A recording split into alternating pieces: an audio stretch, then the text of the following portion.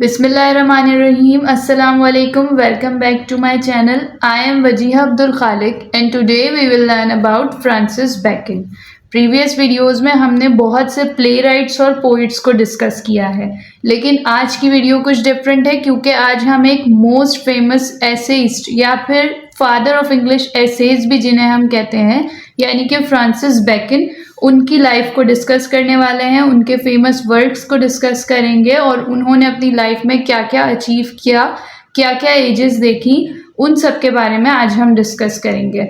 इन्हें लॉर्ड वेरुलम के नाम से भी जाना जाता है, इन्हें लोग लॉर्ड हाई चांसलर भी कहते हैं और अटॉर्नी जनरल या फिर नाइट भी इन्हें हम कह सकते हैं क्योंकि ये वो पोजीशंस थी जो इन्हें अपने लाइफ टाइम में मिली थी। फ्रांसिस बेकन ने अपने लाइफ टाइम में दो एजेस देखी हैं, एलिजाबेथन एज और जैकोबियन एज। एजेस बेसिकली क्या हैं? वो दौर हैं जो कि किंग और क्वींस के गुजरे हैं। जैसे कि जब एलिजाबेथ की हुकूमत थी, क्वीन एलिजाबेथ की, तो उसे हम एलिजाबेथन एज के नाम से जानते हैं, और जब इंग्लैंड पर किंग जेम्स की हुकूमत थी तो उस एज को हम जैकोबियन एज के नाम से जानते हैं। फ्रांसिस बेकन जो है वो 22 जनवरी 1561 में पैदा हुए, यानी कि जब एलिजाबेथन एज चल रही थी। वो यॉर्क हाउस, लंदन, इंग्लैंड में पैदा हुए। उनके फादर का नाम था निकोलस बेकन, जो कि एक लॉर्ड कीपर थे, और उनकी मदर थी Lady Anne Cooke. Francis Bacon एक बहुत ही फेमस राइटर होने के साथ साथ एक फिलोसोफर थे, एक एसेइस्ट थे, एक लॉयर थे, एक साइंटिस्ट थे और एक स्टेट्समैन थे। सबसे ज़्यादा जिस चीज़ के लिए फ्रांसिस बेकन मशहूर हैं वो एज एन एसेइस्ट मशहूर हैं, या फिर उन्हें हम फादर ऑफ इंग्लिश एसेज भी कहते हैं। फ्रांसिस बेकन ने अपनी एजुकेशन कैम्ब्रिज यूनिवर्सिटी से की थी, लेकिन उन्होंने 2 ही साल में इस यूनिवर्सिटी को छोड़ दिया था क्योंकि उन्हें लगता था कि जो स्टाइल ऑफ टीचिंग है वो वहाँ पर गलत है, यानी कि गलत तरीके से पढ़ाया जाता है। उसके बाद वो फ्रांस चले गए थे 2 साल के लिए, जहाँ उन्होंने डिप्लोमेसी और स्टैटिस्टिक्स को प्रैक्टिकली लर्न किया। लेकिन 2 साल बाद उनके फादर की डेथ होने की वजह से, निकोलस बेकन की डेथ होने की वजह से, उन्हें वापस इंग्लैंड बुला लिया गया। फ्रांसिस बेकन मशहूर हैं कि वो एक एसेइस्ट हैं, लेकिन अब यहाँ आप देखेंगे तो आप एक नाम देख रहे हैं, मिशेल डी मोंटेन।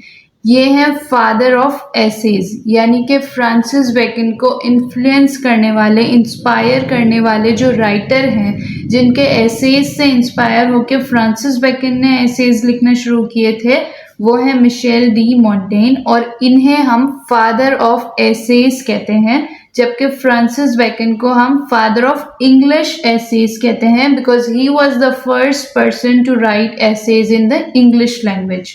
तो ये फ़र्क हमेशा आपने याद रखना है कि फादर ऑफ एसेज नहीं है फ्रांसिस बेकन, बल्कि वो फादर ऑफ इंग्लिश एसेज हैं, और father of essays Michel de Montaigne हैं। फ्रांसिस बेकन ने अपने लाइफ टाइम में टोटल 58 एसेज लिखे। फर्स्ट एडिशन उन्होंने एसेज की लिखी जिसमें 10 एसेज थे और वो 1597 में पब्लिश हुई। फिर उन्होंने सेकेंड एडिशन लिखी जिसमें 38 एसेज थे और वो 1612 में पब्लिश हुई। फिर उन्होंने थर्ड एडिशन लिखी जिसमें 58 एसेज थे, और ये सारे ही एसेज इनके आज भी बहुत ज़्यादा फेमस हैं और लिटरेचर में पढ़ाए जाते हैं। उनका स्टाइल ऑफ राइटिंग एफोरिस्टिक था। एफोरिस्टिक टर्म का मतलब होता है, जिस तरह हम उर्दू में कहते हैं कि बहुत ही कम अल्फाज में आप कोई बहुत बड़ी बात, कोई नसीहत वाली बात, कोई बात जो हमें सच बताना हो किसी चीज़ का, वो आप बहुत कम अल्फाज में जब कह देते हैं, जैसे कि मुहावरा या कोटेशन, इस तरह की जो हम टर्म्स यूज़ करते हैं, उनका स्टाइल ऑफ राइटिंग ऐसा था। वो बहुत शॉर्ट सेंटेंसेस को यूज़ करते थे लेकिन बहुत ही काम की बात लिखते थे। इनका जो एफोरिस्टिक स्टाइल है वो एसेज के अंदर था, यानी इन्होंने बहुत ही शॉर्ट सेंटेंसेस को यूज़ किया है, लेकिन वो सब ही जो सेंटेंसेस होंगे वो सब ही कोई सच्चाई के बारे में बताएगा, कोई हमें नसीहत करेगा किसी चीज़ की। मतलब ऐसा नहीं होगा कि उसमें कोई काम की चीज़ नहीं है, वो शॉर्ट सेंटेंसेस भी हमारे लिए बहुत ही यूज़फुल होंगे। फ्रांसिस बेकन ने अपने लाइफ टाइम में एसेज के अलावा एक नॉवल भी लिखा था जिसका नाम है न्यू एटलांटिस, और वो थॉमस मोर की एक राइटिंग है यूटोपिया। उससे इंस्पायर है। इसके अलावा जो इनके वर्क्स हैं वो हैं the wisdom of the ancients, masculine birth of time.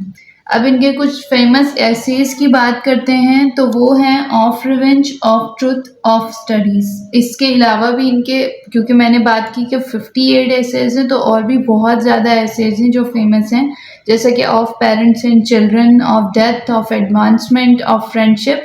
ये सब इनके एसेज बहुत ज़्यादा फेमस हैं। फ्रांसिस बेकन का एक मोस्ट फेमस वर्क है जो कि है नोवम ऑर्गेनम। जैसा कि मैंने आपको वीडियो के स्टार्ट पर बताया था कि फ्रांसिस बेकन जो है उन्हें लॉर्ड चांसलर के नाम से भी जाना जाता है, क्योंकि उन्हें जेकोबियन एज में, यानी कि जब किंग जेम्स रूल कर रहे थे इंग्लैंड के ऊपर 1618 से लेके 1621 तक, उनको लॉर्ड चांसलर की पोजीशन मिली थी। इस वजह से उनको लॉर्ड चांसलर कहा जाता है। क्योंकि मैंने आपको ये चीज़ भी बताई थी कि वो जो है वो राइटर फिलोसफर होने के साथ साथ एक स्टेट्समैन भी थे, तो उन्हें बहुत सारी अटॉर्नी जनरल की या फिर लॉर्ड चांसलर की ये पोजीशंस भी अपनी ज़िंदगी में मिली थी। इसके अलावा he is one of the fathers of empiricism. Empiricism क्या है? एम्पेरिसिज्म का मतलब है यूज ऑफ एक्सपेरिमेंट्स और experiences as a basis of ideas. Francis Bacon के दौर में कुछ ऐसे लोग होते थे जो इस बात के ऊपर यकीन रखते थे कि किसी भी चीज़ को आप एक्सपेरिमेंट करके या फिर एक्सपीरियंस करके सीख सकते हैं। इसलिए उन्होंने इस टर्म को कॉइन आउट किया था, फादर ऑफ एम्पेरिसिज्म, इसलिए हम इन्हें कहते हैं। उसके बाद इन्होंने जो है वो नेचुरल फिलॉसफी को भी फॉलो किया और साइंटिफिक फिलॉसफी को भी फॉलो किया। और जब फ्रांसिस बेकन के बाद जो साइंटिफिक रेवोल्यूशन आया उसमें भी फ्रांसिस बेकन का बहुत ही इम्पोर्टेंट रोल रहा है। तो आज की वीडियो कंप्लीट होती है। उम्मीद करती हूँ कि आप लोगों को पसंद आई होगी वीडियो। लाइक करें मेरे चैनल को, शेयर करें और सब्सक्राइब करें। इंशाल्लाह नेक्स्ट वीडियो में मुलाकात होगी। तब तक के लिए थैंक यू सो मच। अल्लाह हाफिज़।